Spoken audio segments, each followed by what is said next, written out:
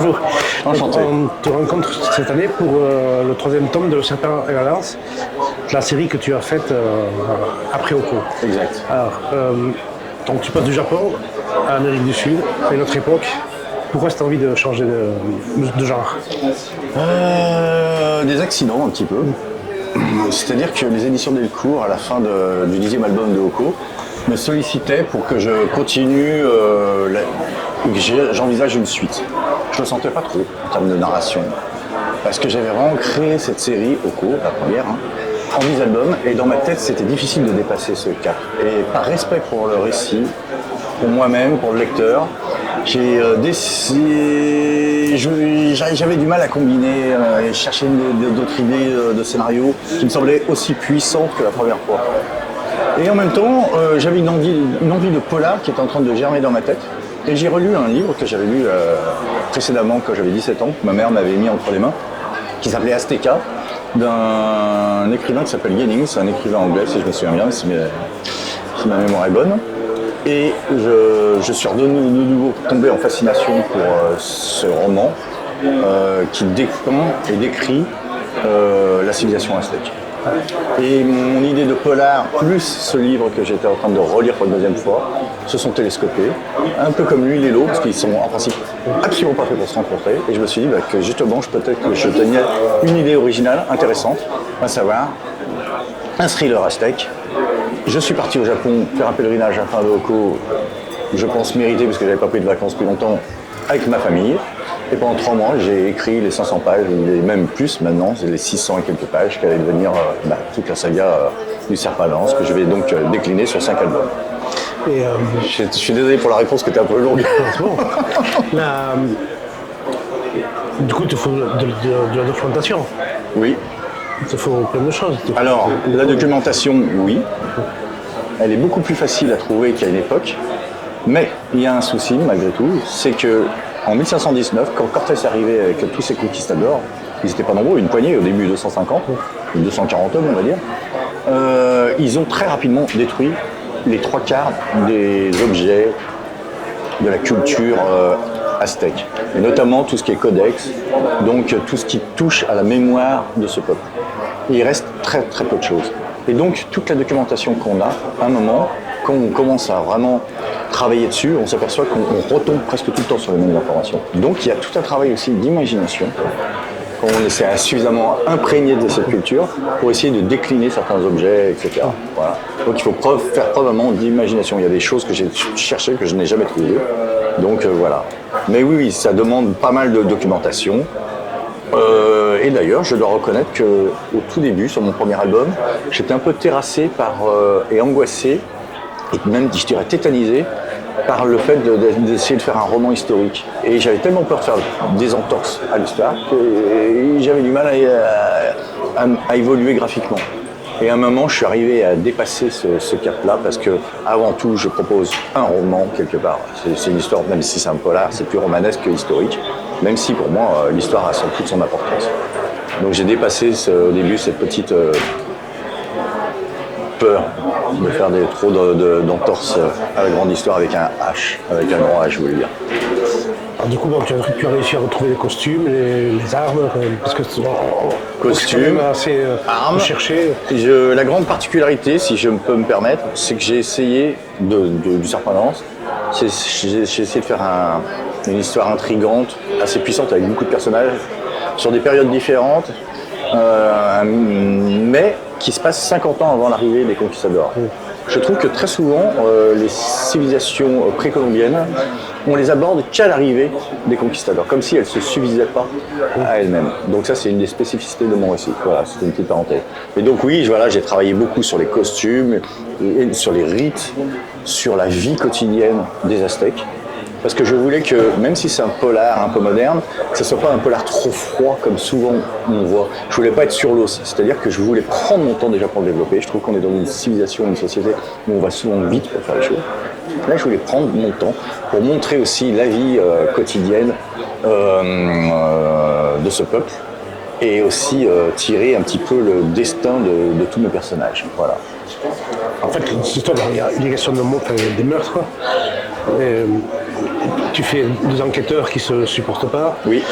Et pourtant, dans cette civilisation, tuer des gens en sacrifice. C'était une des premières idées lorsque j'ai justement, oui, tout à fait, lorsque j'ai commencé à travailler sur cette idée, je voulais travailler sur cette idée paradoxale, une civilisation qui massacre ou qui sacrifie à tour de bras pour faire tourner son monde et nourrir et abreuver ses dieux.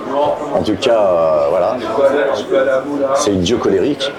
Et à côté de ça, qui ne supporte pas le fait qu'une poignée de momies, on commence à retrouver une poignée de momies aux quatre coins du monde unique. On appelait comme ça l'Empire aztèque. Et cette idée paradoxale me plaisait énormément. Donc j'ai commencé effectivement à travailler pas mal sur cette idée-là. Il y a beaucoup d'autres concepts que j'ai essayé d'aborder dans le Serpent à la lance, comme la mémoire, le travail de la mémoire et le handicap aussi. Il y a pas mal de personnages qui ont des dysfonctionnements, on va dire, dans mon récit. Voilà, c'est d'autres thèmes aussi, d'autres thématiques que j'ai abordées. Oui, il n'y a pas que le fait que ce soit un récit policier, il y a plein de choses autour qu'on découvre quand on lit le livre. Complètement. Et donc, tu dois donc dessiner les personnages, tu avais des idées en tête déjà, tu as fait plusieurs recherches sur les personnages. Avant de commencer, je vais assez vite. C'est comme Oko, je prends peu de temps pour designer mes personnages. C'est surtout au moment du storyboard qui se révèle à moi. Et il en est de même pour le dessin que pour leur psychologie. J'essaye de définir un profil psychologique, mais plus les pages avancent, plus leur physique se pétrifie, en tout cas il y a une logique qui se fait. Et il en est de même pour tout ce qui est psychologie. Où de façon un peu arithmétique, on tire sur un fil et on voit de plus en plus les personnages prendre forme même. Et limite, j'ai une façon de parler, je vais un peu loin, mais à un moment ils m'échappent quelque part. Ils ont, au bout d'un certain nombre de pages, leur profil psychologique et on ne peut plus leur faire n'importe quoi. Et ça c'est assez passionnant aussi. Voilà. Donc, et là, ton scénario est écrit à l'entier? Je l'ai écrit au Japon d'une traite. Pourquoi? Parce que déjà, comme sur Oko, j'aime toujours savoir où je vais. Le final est très important. Et il est encore plus important peut-être pour le Serpent à la lance, parce que c'est un polar, un thriller. Et donc, le final est déterminant quand même. Et comme c'était mon premier polar, je voulais vraiment l'écrire pour être certain de partir. Parce que s'engager sur 10 ans, il faut être, je suis mon premier lecteur quelque part, mais il fallait aussi que j'arrive à me convaincre de partir dans cette direction-là. Donc j'ai tout écrit. Tu n'as pas changé de voix? Si, alors, après j'ai fait quelques améliorations. Il ne faut jamais complètement pétrifier ses idées, il faut après les redévelopper. C'est malléable, c'est une matière malléable. Mais en tout cas, les 3/4 du récit étaient là, posés.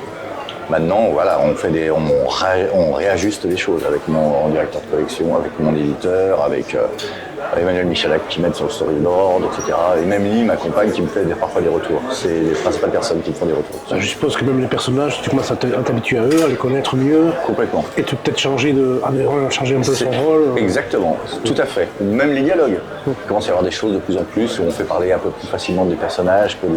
Donc c'est vrai qu'il y a toute une grammaire qui se met en place, qui est fascinante. C'est propre à la narration, je pense, mais chaque fois, j'adore jouer avec ça. Avec ce récit, les gens ils vont découvrir un monde qu'ils ne connaissaient pas en fait. Parce que le monde aztèque, on en parle très peu. Ah oui, complètement. Alors c'est vrai que c'est une civilisation, même si ça évoque vaguement des choses dans la tête et l'esprit de la plupart des lecteurs, c'est vrai que ça a été peu décliné en série ou en bande dessinée. Donc je pense que ça risque d'être assez exotique. Les noms sont assez compliqués. Le début de l'histoire est un peu exigeante, je l'ai toujours dit. Alors je me dédouane en disant comme ça je n'insulte pas l'intelligence des lecteurs. Bon, c'est une facilité, c'est une coquetterie, mais voilà, c'est vrai que c'est un peu dépaysant, mais en tout cas c'est une belle invitation, je pense, au voyage et à découvrir justement une civilisation précolombienne, certes un peu cruelle, mais fascinante, au demeurant, pour moi en tout cas. Et du coup, tu avais revu le film de Mel Gibson, Apocalypto? Oui, alors Apocalypto, qui se passe, j'en parlais encore hier avec Erol qui déteste ce film, moi je l'adore. Apocalypto de Mel Gibson, qui lui traite des Mayas et qui était à l'époque donc avec elle se passe à peu près mon récit. était considérée comme une civilisation décadente, parce que le peuple maya qui était sur plusieurs millénaires, non pas plusieurs millénaires, mais qui a dépassé 1000 ans de règne, à la fin était réduit à une peau de chagrin qu'à quelques cités-États. Et l'Empire aztèque, qui lui a duré à peu près 260 ans, ce qui est très très court pour une civilisation, les considérait à cette époque-là justement comme décadents parce qu'ils ne comprenaient pas qu'ils se soient un peu, entre guillemets, un peu éteints. Voilà. Tu as voyagé là-bas Pas du tout. Pas du tout, pas encore. Pas du tout. Non. Ça t'intéresse pas? Non, mais c'est pas que ça m'intéresse pas. C'est que déjà j'ai peur en avion, donc ça c'est déjà ça réduit un petit peu mon champ des possibles, même si parfois j'essaie de dépasser cette peur qui est quand même profondément ancrée en moi. Et je fais plus. Je serais parti au Mexique. J'avais pas vu grand chose en fait. J'avais vu des Mexicains, bien sûr. Quelques musées, quelques poteries. Il reste presque rien. Tout a été détruit. Il reste quelques bouts de pierre. Donc je ressens pas ce besoin pour écrire. Pour moi, c'est pas parce qu'on va quelque part qu'on est plus légitime pour écrire sur une histoire que quelqu'un qui s'est assez profondément renseigné sur cette époque-là. Voilà.